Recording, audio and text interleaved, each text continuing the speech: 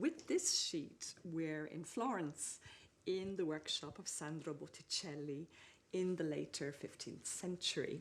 The idea is that of the beautiful woman, young, pure, virtuous, beauty is always associated with virtue, who has extremely intricate hair. Her hairstyle is full of jewels. We've got plaited hair. The more you look, the more you see it's quite intricate. This is a very wealthy individual. This is someone who has, whose beauty is enhanced by these natural stones, pearls, other kinds of stones. If you're drawing with chalk, you don't need to prepare your paper, and you can pick up some breadcrumbs and rub it out.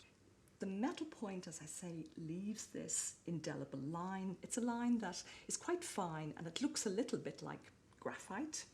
You can then obviously use it with hatching, different kinds of hatching, fine or more broad, in order to create effects of modelling. And you can see lots of that happening here, different ways of using the stylus loosely, openly and more tightly in a more meticulous way.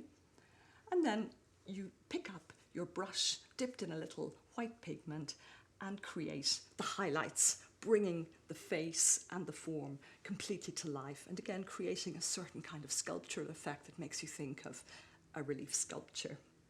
The drawing relates to a painting that Botticelli created in the late 1470s, early 1480s, which is known in many versions, a portrait of a beautiful woman which became known as Simonetta Vespucci, Simonetta being a famous Florentine beauty who sadly died young.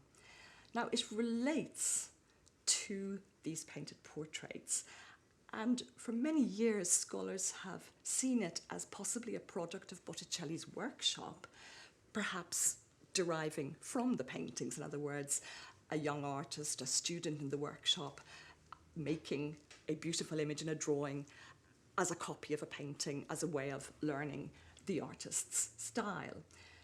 But what's interesting is, first of all, the quality of the drawing is very high, and second of all, there are many, many variations in this drawing by comparison with the final painting. So this is not a copy, it's a work made for a different reason, possibly by Botticelli himself, as he is thinking on paper about these images of beautiful women that he's going to create in painting.